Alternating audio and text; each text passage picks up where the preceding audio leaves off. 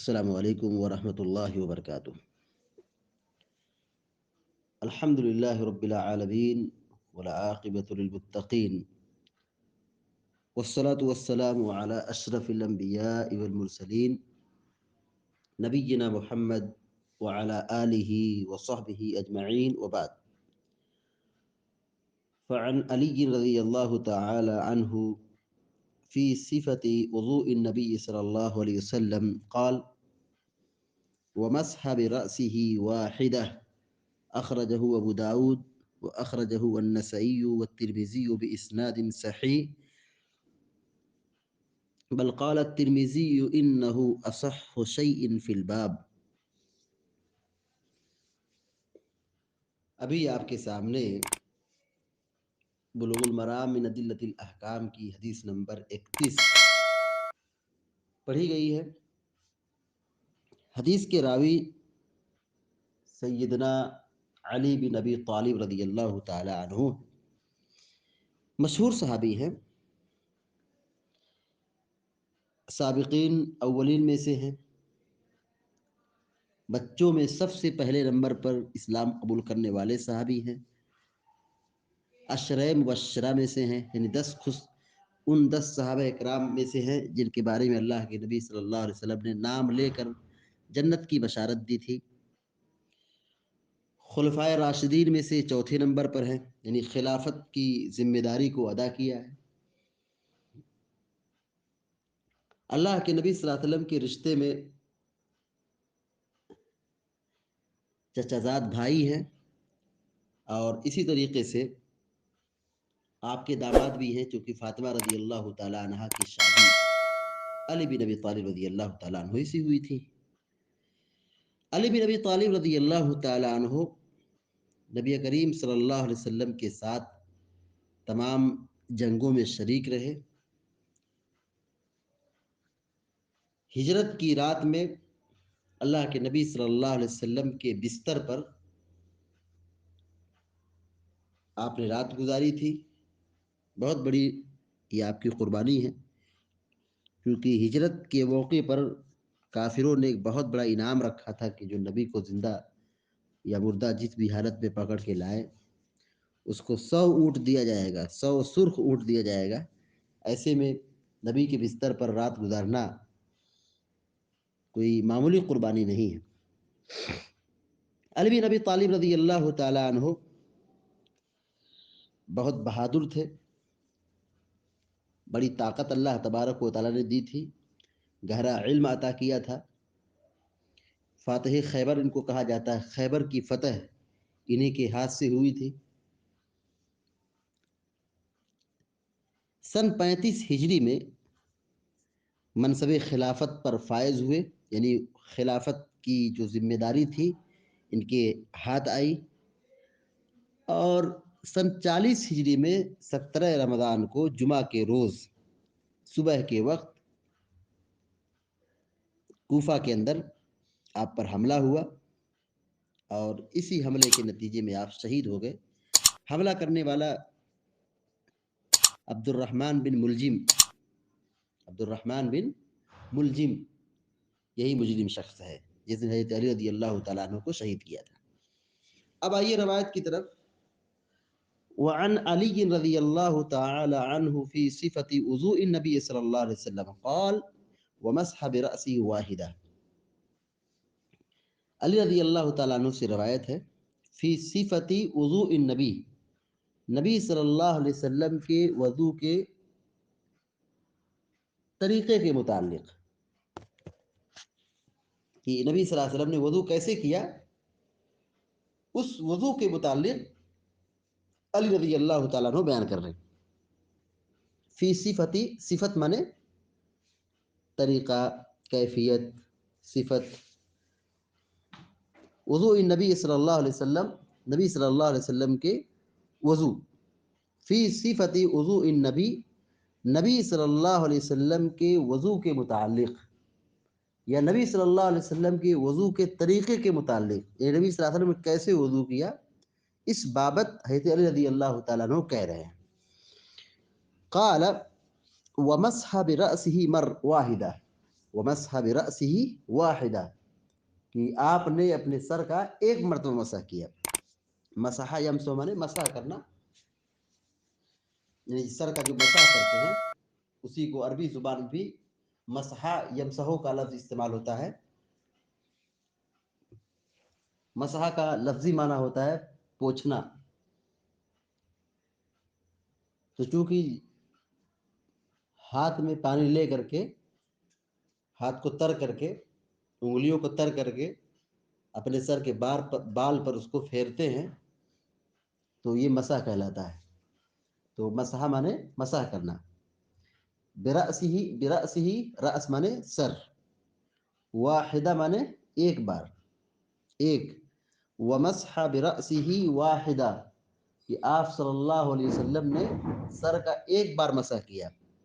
سر کا ایک بار مسح کرنے کا مطلب کیا ہے کہ پیشانی کے بال سے لے کر کے سر کے نچلے حصے تک لے گئے، پھر وہاں سے لے کر کے پیچھے سے آگے لائے پیشانی کے بال تک، تو یہ ایک مرتبہ مسح ہوا. یعنی کہنا یہ چاہتے ہیں کہ وضو کے جو اعضاء ہیں جیسے ہاتھ ہے، پیر ہے، چہرہ ہے، تو ان اعضاء کو تین مرتبہ دھلا جاتا ہے. مسنون یہ ہے، تین مرتبہ دھلنا یہ مسنون ہے، 3 مرتبہ دھلنے کی تاکید کی گئی ہے. تو اس طریقے سے سر کا مسح 3 بار نہیں کیا جائے گا، سر کا مسح صرف ایک بار کیا جائے گا. اسی کو راوی حدیث علی رضی اللہ تعالیٰ عنہ کہہ رہے ہیں کہ مسح برأسہ واحدہ کہ آپ صلی اللہ علیہ وسلم نے اپنے سر کا ایک مرتبہ مسح کیا. اخرجہ ابو داود، امام ابو داود رحمہ اللہ نے اس کو بیان کیا ہے. واخرجہ النسائی، امام نسائی رحمہ اللہ نے بھی اس کو بیان کیا ہے. والترمذی، اور امام ترمذی نے بھی اس حدیث کو بیان کیا ہے باسناد صحیح، صحیح سند کے ساتھ. یعنی اللہ کے نبی صلی اللہ علیہ وسلم نے اپنے سر کا ایک بار مسح کیا ہے. بل قال الترمذی، بل من بلکہ، قال من نے کہا، الترمذی من امام ترمذی، بلکہ امام ترمذی نے کہا، بل قال الترمذی، بلکہ امام ترمذی نے یہاں تک کہا انہ اصح شیء فی الباب، اصح سب سے زیادہ صحیح، سب سے زیادہ صحیح، انہ اصح یہ سب سے صحیح روایت ہے. کون سب سے صحیح روایت ہے؟ مسح برأسہ واحدہ کہ آپ نے اپنے سر کا ایک بار مسح کیا. اس روایت کے متعلق امام ترمذی رحمہ اللہ کہتے ہیں یہ سب سے صحیح روایت ہے فی الباب، اس باب میں، اس باب میں یعنی وضو کے باب میں سر کے مسح کرنے کے متعلق سب سے صحیح جو روایت ہے وہ یہی کہ اللہ کے رسول صلی اللہ علیہ وسلم نے اپنے سر کا ایک بار مسح کیا ہے. یعنی جیسے ہاتھ کو 3 مرتبہ دھلا جاتا ہے، چہرے کو 3 مرتبہ دھلا جاتا ہے، پیر کو 3 مرتبہ دھلا جاتا ہے، اس طریقے سے اپنے سر کے اوپر جو مسح کیے تو اس میں 3 بار مسح نہیں کیا بلکہ صرف ایک بار. مسح برأسہ واحدہ، آپ نے اپنے سر کا ایک مرتبہ مسح کیا. تو یہ حدیث نمبر 31 میں سر کے مسح کے تعلق سے یہ بات بتائی گئی ہے کہ اللہ کے رسول صلی اللہ علیہ وسلم نے اپنے سر کا ایک بار مسح کیا ہے، تو ایک بار مسح کرنا چاہیے. البتہ امام شافعی رحمۃ اللہ علیہ، جمہور علماء یہی کہتے ہیں، اکثر علماء یہی کہتے ہیں کہ سر کے مسح کے متعلق کہ ایک ہی بار یہ مسح ہوگا. مگر امام شافعی رحمہ اللہ جمہور سے ہٹ کر کے یہ کہتے ہیں کہ جیسے عام اعضاء کو 3 بار دھلتے ہیں ایسے ہی مسح کے اندر بھی تکرار ہے، ایسے ہی مسح کے اندر بھی تکرار ہے. لیکن صحیح جو روایت ہے نبی صلی اللہ علیہ وسلم کی جو سنت ہے وہ یہی کہ آپ صلی اللہ علیہ وسلم نے صرف ایک بار مسح کیا ہے، تو ایک بار مسح کرنا چاہیے. حدیث کا ترجمہ دیکھیے، حضرت علی رضی اللہ تعالیٰ عنہ کہتے ہیں فی صفت وضوء النبی، نبی صلی اللہ علیہ وسلم کے وضو کے طریقے کے متعلق یا نبی کے وضو کے متعلق اس میں یہ فرمایا حضرت علی رضی اللہ تعالیٰ عنہ نے کہ ومسح برأسہ واحدہ کہ آپ صلی اللہ علیہ وسلم نے اپنے سر کا ایک بار مسح کیا. تو اس روایت سے جو بات معلوم ہوئی، نمبر 1 وضو میں سر کا مکمل مسح کرنا چاہیے. وضو میں سر کا مسح کرنا چاہیے. یعنی جب ہم وضو بنا رہے ہیں تو وضو کے اندر یہ سر کا مسح ضروری ہے. یعنی اگر آدمی کوئی وضو بنائے اور سر کا مسح نہ کرے اس کا وضو نہیں ہوگا، اس کا وضو صحیح نہیں ہے، کیونکہ اس نے ایک ایسی چیز کو چھوڑ دیا ہے جس چیز کے کرنے کا اللہ اور اس کے رسول نے حکم دیا ہے. تو وضو میں سر کا مسح کرنا چاہیے. اگر کوئی شخص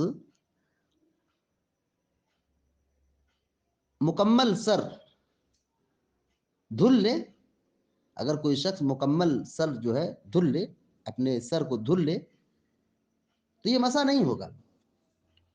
یعنی وضو میں مسح کرنا ہے، یہ ضروری ہے. لیکن اگر کوئی شخص مسح نہ کرتے ہوئے پانی ٹوٹی کھول دے اور اپنے سر کو رکھ دے اور پورے سر کے بال کو بھگا لے تو کیا اس کا مسح ہو جائے گا؟ نہیں، اس کا مسح نہیں ہوگا، اس کا وضو نہیں ہوگا. تو معلوم یہ ہوا کہ وضو میں سر کا مسح کرنا ضروری ہے.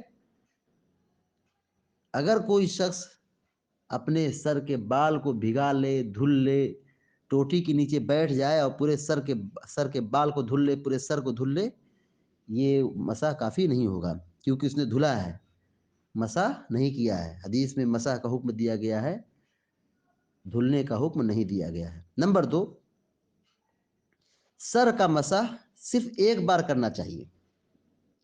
سر کا مسح صرف ایک بار کرنا چاہیے. اس میں تکرار نہیں کہ 2 مرتبہ 3 مرتبہ، جیسے عام اعضاء وضو کو 3 مرتبہ دھلا جاتا ہے، ایسے مسح میں نہیں، صرف ایک بار. سر کا مسح صرف ایک بار کرنا چاہیے. نمبر 3، مکمل سر کا مسح کرنا یہی سنت سے ثابت ہے. مکمل سر کا مسح کرنا یہی سنت سے ثابت ہے.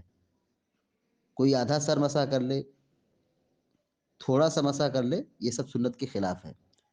یہ سب سنت کے خلاف ہے، یہ مسح درست نہیں ہوگا. مکمل سر کا مسح کرنا یہی سنت ہے. نمبر 4، ہماری شریعت میں بڑی آسانی ہے.